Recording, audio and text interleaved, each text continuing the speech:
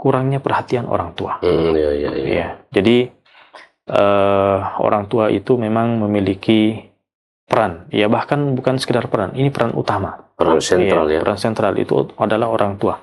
Ya, mendidik anak supaya tidak terjatuh dalam pergaulan bebas. Dan bersabarlah kamu bersama dengan orang-orang menyeru Tuhannya di pagi dan petang hari dengan mengharap keridhaan Allah Subhanahu wa taala. Jadi kita memang harus bersabar ketika bersahabat dengan orang-orang baik. Perlu bersabar. Kenapa? Karena memang godaan ya untuk mencari teman-teman yang buruk itu ada, maka kita perlu bersama dengan orang-orang yang baik. Ya, bersama dengan orang-orang yang senantiasa beribadah kepada Allah Subhanahu wa taala. Ya. Apalagi masalah pandangan ini, mata ini ya, karena ini yang pertama melihat konten-konten tersebut, dan mata ini adalah salah satu pintu-pintu syaitan ya mempengaruhi kita. Makanya di dalam Islam Allah Subhanahu wa taala berfirman, "Kullil mu'minina yaghuddu min absarihim wa yahfadhu furujahum." Katakanlah kepada laki-laki yang beriman agar mereka apa? Menundukkan pandangannya dan menjaga kemaluannya. Assalamualaikum warahmatullahi wabarakatuh. Apa kabar pemirsa? Berjumpa kembali di channel YouTube Berita Kota Makassar. Satu informasi, 4 media bisa dibaca, bisa dengar, dan yang pasti bisa ditonton. Kembali bersama saya Muhammad Imran Lupus di acara Obrolan Ramadan. Dan hari ini kita telah memasuki hari yang kedua Ramadan. Dan sebentar malam kita akan melaksanakan salat tarawih yang ketiga. Baik, sebelum saya menyapa tamu saya yang telah hadir di studio, saya ngajak Anda untuk subscribe channel ini, like, share, dan nyalakan lonceng notifikasinya agar Anda tidak ketinggalan informasi-informasi terbaru dari channel kami. Baik pemirsa, saya tanpa panjang lebar, saya langsung menyapa tamu saya yang telah hadir di studio kali ini. Beliau adalah Ustadz Aib Subandi, LC MAG Cedai. Beliau ini adalah punya channel tersendiri, Ustadz ya. Channel tersendiri, dan juga selain dai ya, sebelumnya juga pernah jadi akademisi, tapi sekarang lagi studi. Jadi istirahat dari proses mengajar dan kemudian fokus ke studi program tafsir hadis di UIN Alauddin Makassar untuk program doktor. Bapak pemirsa, saya langsung sapa beliau, Ustadz Aib Subandi. Assalamualaikum Ustadz. Waalaikumsalam. Apa kabar ini? Alhamdulillah. Sehat. Luar biasa ini. Ini sudah semakin gondrong juga ya. Ciri khas kayak ada ini. Baik Ustadz, kali ini kita akan bahas terkait dengan pergaulan remaja yang berujung petaka. Nah, ini Ramadan ini perlu kita ingatkan ke pemirsa atau dimanapun Anda berada terkait pergaulan remaja ini. Bagaimana catatan Ustadz terkait ini? Iya. Silakan Ustadz. Betul, Ustadz Irwan, bahwasanya memang masa remaja itu merupakan fase di mana perkembangan sangat krusial ya dalam kehidupan seorang, di mana dalam tahap ini individu itu mengalami perubahan ya yang sangat signifikan, baik secara fisiknya, begitu juga dengan emosinya, begitu juga dengan sosial. Nah, salah satu aspek yang penting dalam kehidupan remaja itu adalah masalah pergaulan ini. Ya. Di mana bisa memberikan dampak positif, bisa juga memberikan dampak negatif. Ya. Dan dalam realita sosial ya, kita tidak jarang menemukan pergaulan bebas yang tidak terkendali lagi, akhirnya berujung pada petaka. Nah, ini kayaknya menarik Ustadz untuk diungkap lebih jauh lagi seperti apa sebenarnya pergaulan remaja yang berujung petaka. Silakan Ustadz. Iya. Betul. Jadi memang kalau pergaulan itu sudah sangat bebas, tidak lagi bisa dikendalikan, itu berujung pada malapetaka. Banyak kita lihat bagaimana penyimpangan moral, kemudian penyalahgunaan narkoba, perzinahan, kriminal ya. Nah, di dalam Islam sendiri sebagai agama yang sempurna memberikan pedoman yang jelas dalam mengatur pergaulan remaja supaya tetap dalam koridor syariat, ya, tidak terjerumus dalam petaka kebinasaan tadi, ya, Islam punya jalan keluar, ya. Makanya kita harus tahu dulu fenomena pergaulan remaja yang berujung pada petaka ini, ya kita harus analisa apa saja faktor-faktor penyebabnya, kemudian apa solusi Islam, ya. Itu yang perlu kita analisa lebih jauh. Yang pertama kita harus lihat dulu, ya, bahwa faktor penyebab dari pergaulan remaja yang kemudian berujung pada petaka, yang pertama adalah lemahnya pemahaman agama. Ya.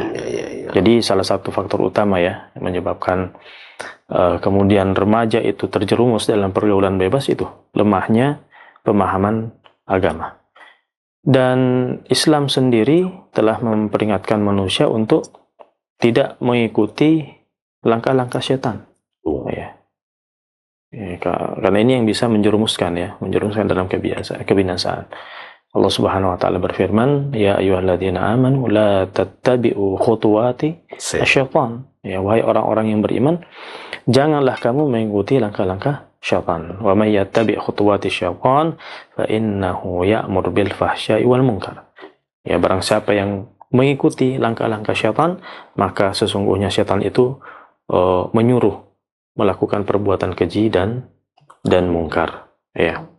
Maka ketika seseorang itu memahami agama itu dengan baik, maka dia akan ketahui mana saja langkah-langkah syaitan. Ketika dia sudah mengetahui, maka dia akan mudah menghindarinya. Tapi ketika pemahaman agama itu lemah, ya, dia tidak akan mengetahui mana saja langkah-langkah syaitan, maka mudah saja baginya untuk terpedaya, untuk terpengaruh oleh syaitan. Ya. Itu yang pertama, Ustaz. Ya. Jadi lemahnya pemahaman agama, faktor utama, ya. Artinya seandainya remaja-remaja kita punya kesadaran untuk mempelajari agama ini lebih dalam, maka tentu mereka akan mengambil sikap hati-hati, ya, tidak mudah tergoda, tidak mudah terjerumus dan seterusnya. Itu yang pertama, Ustaz. Kemudian yang kedua, faktor yang kedua adalah lingkungan yang rusak. Ya, jadi memang lingkungan ini memiliki peran, ya, dalam membentuk karakter, ya, apalagi seorang remaja yang sangat labil. Nah, kalau seorang berada dalam lingkungan yang penuh dengan kemaksiatan, pergaulan bebas, ya, maka kemungkinan besar dia akan Dia akan terpengaruh. Makanya Rasulullah SAW sendiri dalam hadis yang diriwayatkan oleh Abu Daud dan Tirmidzi itu mengatakan bahwa ar-rajulu ala dini khalilihi. Seorang itu tergantung pada agama sahabat dekatnya, ya. Jadi memang pengaruh daripada sahabat dekat ini sangat signifikan, sangat besar, ya. Maka bagaimana model agama teman dekat itu, maka orang itu akan tergantung padanya. Makanya Nabi SAW meminta kita untuk memilih. Kita lihat dulu kepada siapa kita berteman, kepada siapa kita bergaul. Ya, falyanzur ahadukum man yukhalil. Maka hendaklah kalian melihat, ya, siapa yang menjadi teman dekatnya. Nah, kalau kita perhatikan hadis ini memang menunjukkan, ya, bahwa pergaulan itu sangat mempengaruhi seseorang. Ya. Jadi memilih lingkungan yang baik, nah inilah merupakan salah satu langkah utama untuk menjaga diri dari keburukan. Dan ini mengingatkan saya pada kisah bagaimana seorang yang telah membunuh 99 orang, kemudian ditambah lagi 100 dengan membunuh seorang pemuka agama. Nah, tapi ketika dia bertanya lagi apakah ada kesempatan bertobat baginya, ternyata, ya, dijawab bahwasanya dia masih bisa untuk bertobat, peluang bertobat masih ada, cuma kuncinya adalah tinggalkan kampungnya. Ya, pergi ke kampung seberang, kampung yang lain, di sana ada orang-orang yang beribadah kepada Allah, ya, maka dia pun berangkat ke sana dan di tengah jalan ternyata dia meninggal dunia. Nah, kemudian malaikat ya berunding ya, bagaimana nasib orang tersebut, apakah berujung pada masuk ke dalam surga atau dimasukkan ke dalam neraka. Ya, ternyata keputusannya adalah orang itu diukur jaraknya. Apakah jaraknya lebih dekat dari tempat tinggalnya ataukah jaraknya lebih dekat pada tujuannya. Maka di situ ternyata dia sejengkal lebih dekat kepada tujuannya dan ia pun dimasukkan ke dalam surga. Ya, luar biasa. Jadi solusi taubat itu bukan sekedar penyesalan, ya, bukan sekedar meninggalkan, tapi harus melihat juga di mana dia bergaul, di mana dia hidup, ya, karena ternyata ya lingkungan sangat mempengaruhi ya dalam menjaga diri dari keburukan. Ya, pemirsa, berita kota yang sama dimuliakan oleh Allah. Yang ketiga, ya, faktor daripada pergaulan bebas berujung pada malapetaka itu adalah pengaruh media dan teknologi. Ya. Jadi memang perkembangan teknologi informasi ini membawa dampak yang sangat besar ya. Bagaimana pola pikir seseorang, gaya hidup ya, apalagi remaja. Remaja ini apa yang dia lihat ya itu sangat sangat punya motivasi ya, dia terdorong untuk melakukan seperti apa yang dia lihat ya. Makanya banyak kita lihat remaja-remaja itu lebih mendengarkan public figure ya daripada misalnya bacaan-bacaan dan seterusnya. Nah, maka konten-konten yang tersebar luas ya, kemudian tidak adanya penyaringan dari para remaja ya, mana saja nilai-nilai moral yang positif dan yang negatif, maka ini bisa mudah mempengaruhi para remaja-remaja kita. Nah, makanya Allah Subhanahu wa taala berfirman di dalam Al-Qur'an, innalladzina yuhibbuna an tasyi'al fahishatu fil ladzina amanu lahum adzabun alimun fid dunya wal akhirah. Bahwa sesungguhnya orang-orang yang ingin agar perbuatan keji itu menyebar di kalangan orang-orang beriman, maka bagi mereka adalah azab yang pedih di dunia dan di akhirat. Ya, jadi memang pengaruh media ini sangat mempengaruhi ya. Jadi propaganda kemaksiatan melalui media sosial, melalui film, melalui musik, nah ini menjadi tantangan besar ya, kita harus hadapi ya, apalagi ada adik kita para remaja muslim saat ini. Itu faktor yang ketiga, Ustaz, dari segi media. Kemudian faktor yang keempat, kenapa para remaja itu bisa terjatuh dalam pergaulan bebas ya, berujung pada malapetaka. Yang keempat adalah kurangnya perhatian orang tua. Ya, jadi orang tua itu memang memiliki peran, ya, bahkan bukan sekedar peran, ini peran utama, peran sentral ya. Peran sentral itu adalah orang tua ya, mendidik anak supaya tidak terjatuh dalam pergaulan bebas. Nah, ketika orang tua itu kurang perhatian, kurang dalam pengawasan, nah inilah kemudian menyebabkan si anak itu mencari perhatian di luar rumah ya. Akhirnya dia lebih mendengarkan temannya daripada orang tuanya. Iya. Akhirnya anak mencari perhatian di luar rumah, dan akhirnya berujung pada pemilihan pergaulan yang salah. Makanya Rasulullah SAW bersabda ya, bagi kita semua para orang tua, kullukum ra'in wa kullukum mas'ulun an ra'iyatih, bahwa setiap kalian itu adalah pemimpin dan setiap kalian akan dimintai pertanggungjawaban atas yang dipimpinnya. Ya, maka kita orang tua, tanggung jawab kita adalah anak-anak. Ya, apa artinya kita punya harta yang banyak? Apa artinya kita punya karir yang luar biasa. Namun ternyata kita punya anak-anak ya jauh daripada perhatian kita, yang kemudian menjadi tanggung jawab kita juga nanti di hari kemudian. Hadis yang kita bacakan tadi ini menunjukkan bahwa orang tua memiliki tanggung jawab dalam membimbing anak-anak mereka ya agar mereka senantiasa berada di jalan yang benar. Nah, itulah Ustadz apa namanya 4 faktor utama ya kenapa kemudian pergaulan remaja ya pergaulan bebas remaja itu berakhir dengan malapetaka. Nah, berikutnya apa akibat daripada pergaulan bebas yang tidak terjaga ini? Ya, tentunya ada akibat-akibatnya selain faktor-faktor tadi. Nah, akibatnya sekarang pertama ya akhirnya para remaja kita ini hilang kehormatannya, hilang harga dirinya ya. Dari pergaulan bebas yang apa namanya tanpa batas ya. Itu kemudian seringkali berujung pada perzinahan ya, hamil di luar nikah ya, mengidap penyakit AIDS dan seterusnya. Nah, ini selain berdampak pada diri dan kesehatan, ya tentu ini adalah dosa besar di dalam Islam. Ya, Allah Subhanahu wa taala sendiri sudah mewanti-wanti agar tidak mendekati. Ya, wala taqrabuz zina innahu kana fahisyatan wa sa'a sabila. Dan janganlah kamu mendekati zina.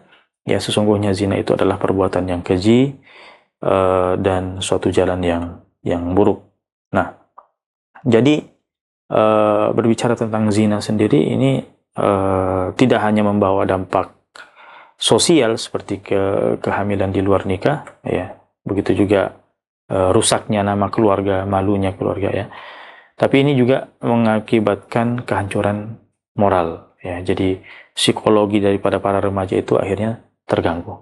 Nah, itu yang pertama, Ustaz. Akibat daripada pergaulan bebas. Kemudian yang kedua adalah penyakit sosial dan jasmani. Ya. Jadi penyakit menular sebagaimana yang kita tadi sebutkan, penyakit menular seksual, AIDS dan seterusnya. Kemudian depresi, begitu juga dengan kecemasan, ya. Ya, akhirnya dia jatuh pada penggunaan narkoba. Ya, ini semua berawal dari apa? Dari pergaulan yang salah.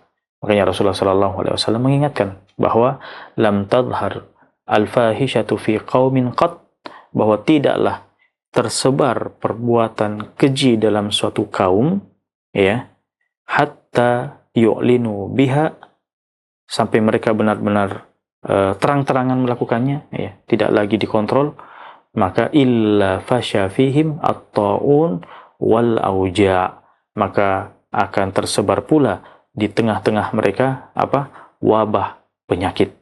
Tersebar pula di tengah-tengah mereka penderitaan, ya, allati lam takun fi aslafihim alladzina madaw.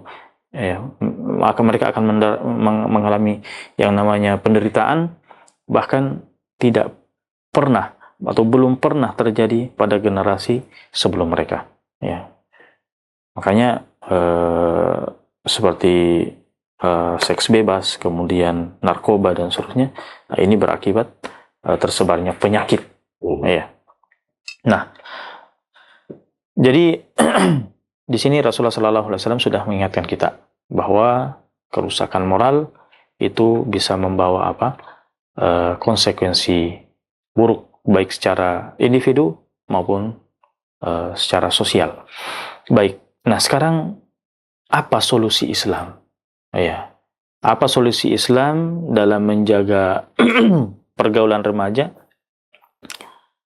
Ada banyak. Yang pertama adalah karena tadi faktor pertamanya adalah pemahaman Islam yang dangkal, ya, maka solusi pertama adalah menanamkan tauhid dan ketakwaan sejak dini. Ya, jadi pendidikan agama ini memang perlu perhatian yang besar, ya. Kenapa? Karena pendidikan ini merupakan pilar utama dalam membangun ketakwaan daripada remaja, ya, supaya mereka punya benteng, ya, benteng keimanan, ya, bukan sekedar benteng, tapi benteng yang kuat. Iya. Ya. Kenapa? Karena ketakwaan ini yang akan menjadi penjaga utama dari segala bentuk penyimpangan sosial pada remaja. Makanya Allah Subhanahu wa taala berfirman, "Ya ayyuhalladzina amanu taqullaha wa qulu qawlan sadida yuslih lakum a'malakum wa yaghfir lakum dzunubakum." Wahai orang-orang yang beriman, bertakwalah kepada Allah dan ucapkan perkataan yang benar. Kita sampaikan kepada anak-anak kita, ya, ajarkan sejak dini, maka wa qulu qawlan sadida yuslih lakum a'malakum, maka Allah Subhanahu wa taala akan memperbaiki amalan kalian dan juga akan mengampuni dosa-dosa kalian. Ya, artinya kita ingatkan sejak dini, para pendidik, orang tua, ya, para saudara-saudara, ingatkan semua orang di sekitar kita, ya, tentang pemahaman agama yang benar. Tentu mulai dari kita dulu, diri kita, kemudian kita mengingatkan keluarga-keluarga kita. Nabi SAW juga menekankan bagaimana pentingnya pendidikan tauhid itu sejak dini. Makanya Nabi SAW mengatakan, "Ya gulam, inni u'allimuka kalimat." Wahai anak muda, aku akan mengajarkan kepadamu beberapa kalimat. Maka kata beliau, "Ihfadillaha yahfadhuka." Jagalah Allah, maka niscaya Allah Subhanahu wa taala juga akan menjagamu. Ya, ihfadillaha tajidhu tujahak. Jagalah Allah, niscaya engkau akan mendapati Allah di hadapan. Maksudnya ketika kita ada masalah, ya, sedangkan kita adalah orang-orang yang senantiasa menjaga hak-hak Allah, maka mudah kita keluar dari permasalahan itu. Nah, maka ini adalah solusi yang paling penting bagi para remaja, para anak muda yang terjatuh dalam pergaulan bebas, ya. Jika ingin benar-benar keluar dari lingkaran itu, maka hendaknya perdalam agama, ya. Jagalah hak-hak Allah, maka Allah akan menjaga kita juga. Nah, jadi ini menegaskan, ya, bahwa memang sejak kecil seorang anak itu harus diajarkan bagaimana hubungannya dengan Allah Subhanahu wa taala, supaya mereka tumbuh menjadi remaja yang bertakwa, yang bermanfaat bagi keluarga, masyarakat, dan bangsa. Itu solusi yang pertama dari Islam. Kemudian solusi yang kedua adalah, karena tadi masalahnya adalah masalah utamanya adalah lingkungan, maka solusi yang kedua adalah bagaimana kita membentuk lingkungan yang baik bagi para remaja. Jadi lingkungan tadi kita sudah sebutkan sangat mempengaruhi karakter daripada seseorang. Maka di sini kemudian Islam menekankan betapa pentingnya memilih teman yang baik, supaya apa? Supaya tidak terjerumus dalam keburukan. Ya, tadi Rasulullah SAW sudah mengingatkan, "Ar-rajulu ala dini khalilihi, falyanzur ahadukum man khalil." Seseorang itu tergantung daripada agama, kualitas agama sahabat dekatnya, maka hendaklah, ya, kalian melihat siapa yang menjadi teman dekatnya. Bahkan Allah Subhanahu wa taala juga berfirman, "Wasbir nafsaka ma'alladzina yada'una rabbahum bil ghadati wal asyi yuriduna wajhah." Dan bersabarlah kamu bersama dengan orang-orang menyeru Tuhannya di pagi dan petang hari dengan mengharap keridhaan Allah Subhanahu wa taala. Jadi kita memang harus bersabar ketika bersahabat dengan orang-orang baik. Perlu bersabar. Kenapa? Karena memang godaan, ya, untuk mencari teman-teman yang buruk itu ada. Maka kita perlu bersabar bersama dengan orang-orang yang baik, ya, bersama dengan orang-orang yang senantiasa beribadah kepada Allah Subhanahu wa taala. Bersahabat dengan orang-orang yang tidak melihat kita hanya pada saat kita senang saja. Ya, kita harus bergaul dengan orang-orang yang baik, yang mengingatkan ketika kita salah. Ya, kadang kita sebagai remaja, ya, apalagi remaja itu ketika melakukan kesalahan kemudian diingatkan oleh temannya, itu tidak mau mendengar. Ya, harusnya teman-teman seperti itulah yang kita cari, yang senantiasa mengingatkan kita dalam kondisi kita keliru, dalam kondisi kita salah.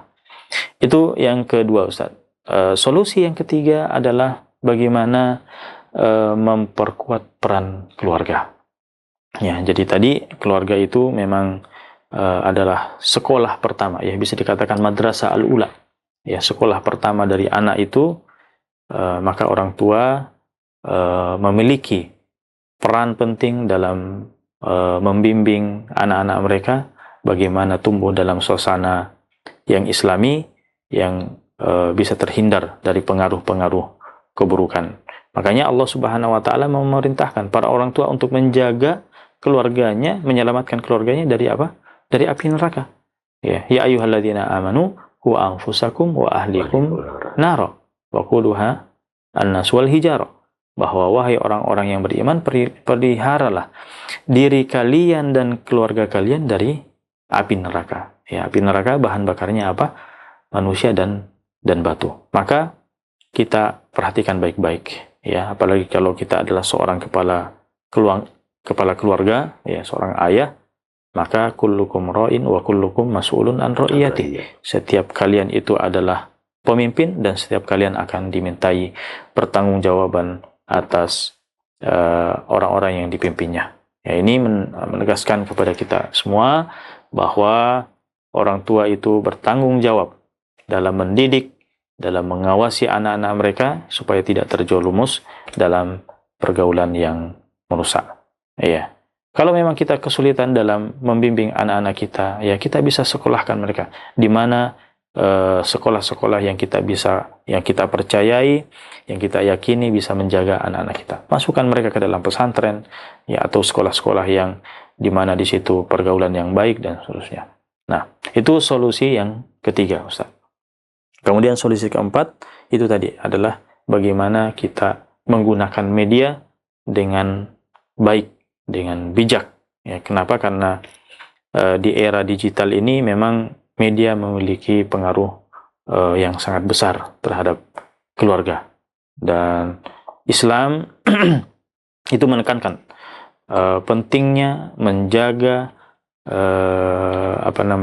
pandangan, ya. Kemudian pentingnya memilih konten-konten yang baik supaya apa? Supaya tidak terjerumus dalam kemaksiatan. Ya. Apalagi masalah pandangan ini, mata ini, ya, karena ini yang pertama melihat konten-konten tersebut, dan mata ini adalah salah satu pintu-pintu syaitan yang mempengaruhi kita. Makanya di dalam Islam Allah Subhanahu wa taala berfirman, "Kullil mu'minina yaghuddu min absarihim wa yahfadhu furujahum." Katakanlah kepada laki-laki yang beriman agar mereka apa? Menundukkan pandangannya dan menjaga kemaluannya. Ya. Dan Rasulullah Shallallahu Alaihi Wasallam juga mengingatkan tentang bagaimana pengaruh negatif dari ucapan, dari tulisan, ya. Wa hal yakubbun nas finnari ala wujuhihim illa hasaidu alsinatim. Bukankah yang paling banyak memasukkan manusia itu ke dalam neraka itu adalah hasil dari lisan mereka. Ya, sekarang di era digital mungkin sedikit yang berbicara tapi banyak yang mengetik. Maka tangan, tulisan itu sudah seperti lisan. Maka hadis ini sangat relevan, ya, mengajar kita bagaimana menggunakan media sosial, di mana banyak daripada remaja kemudian terjerumus dalam kebiasaan berbicara buruk, ya, menyebarkan fitnah atau mengkonsumsi konten-konten yang merusak moral. Kemudian yang berikutnya, solusi yang terakhir adalah menegakkan amar ma'ruf dan nahi mungkar. Ya, jadi masyarakat secara umum itu memiliki juga tanggung jawab, ya. Ini adalah tanggung jawab kolektif, ya, semua berlaku dalam apa? Dalam membimbing, dalam mengingatkan generasi muda, ya, supaya mereka tetap berada di jalan yang benar. Dan konsep amar ma'ruf nahi mungkar ini salah satu prinsip yang sangat penting, ya, yang sangat fundamental dalam Islam. Makanya Allah Subhanahu wa taala berfirman, "Wal takum minkum ummatun yad'una ilal khair wa ya'muruna bil ma'ruf wa yanhauna 'anil munkar wa ulaika humul muflihun. Dan hendaknya di antara kamu ada segolongan umat yang senantiasa menyeru kepada kebaikan, menyuruh kepada yang ma'ruf, mencegah dari yang mungkar, dan mereka itu adalah orang-orang yang beruntung. Maka agar kita beruntung, kita senantiasa menegakkan amar ma'ruf dan nahi mungkar ini. Bahkan Rasulullah sallallahu alaihi wasallam juga bersabda, "Man ra'a minkum munkaran falyughayyirhu biyadihi." Ya, bahwa barang siapa di antara kalian yang melihat kemungkaran, ya, maka hendaklah dia merubah langsung dengan tangannya. Maka para pejabat yang punya wewenang, ya, bisa menggunakan jabatannya, para pimpinan, ya, perusahaan, para pimpinan instansi-instansi itu bisa menggunakan wewenangnya dalam amar ma'ruf dan nahi mungkar di setiap, ya, apa yang mereka pimpin. Bahkan di dalam keluarga, seorang ayah juga punya wewenang untuk amar ma'ruf nahi mungkar, merubah langsung dengan tangannya di dalam lingkup kepemimpinannya. Fa'ilam yastati fabilisani, kalau tidak mampu maka dengan lisannya saja. Ya, kalau memang tidak bisa dengan kekuasaan, dengan tangannya, maka dengan lisannya. Fa'ilam yastati fa fi qalbihi. Tapi kalau memang sudah tidak bisa sama sekali, ya, misalnya ada mudarat yang lebih besar jika diingatkan secara lisan, maka paling tidak kemungkaran itu jangan sampai masuk ke dalam hati kita. Ya, jangan sampai kita ridho dengan kemungkaran itu. Ya, makanya kemungkaran dengan hati itu adalah iman yang paling lemah. Kata Nabi Shallallahu Alaihi Wasallam, wa dzalika adhafu al-iman. Itu adalah selemah-lemahnya iman. Ya, selemah-lemahnya iman. Nah, intinya bahwa di sini masyarakat Islam juga harus aktif dalam membimbing dan mengingatkan para remaja agar tidak terjerumus dalam pergaulan yang berbahaya. Ya, jadi seperti itu, Ustaz. Baik, terima kasih Ustadz, luar biasa paparannya terkait dengan pergaulan remaja ini. Dan memang saya kira yang paling prinsip adalah pertama tadi penanaman nilai-nilai agama. Betul, iya. Dan yang kedua tadi yang paling penting adalah bagaimana tingkat kewaspadaan yang cukup tinggi dalam menggunakan media sosial. Betul. Nah, ini salah satu penyebab utama bagaimana pergaulan remaja itu yang kemudian berujung kepada malapetaka. Dan yang paling penting juga adalah pengawasan orang tua. Tentu ini menjadi tanggung jawab semuanya. Dan mudah-mudahan para pemirsa dimanapun Anda berada, bahwa penanaman nilai agama, kemudian tingkat kewaspadaan dalam menggunakan media sosial, dan pengawasan melekat para orang tua nanti akan membuat pengawasan terhadap anak-anak kita bisa terselamatkan dari tindakan-tindakan amoral, kemudian pergaulan bebas ini bisa teratasi. Saya kira begitu, Ustadz. Saya Irwan Lupus dan seluruh kerabat kerja yang bertugas pamit undur diri. Terima kasih. Assalamualaikum warahmatullahi wabarakatuh dan sampai jumpa.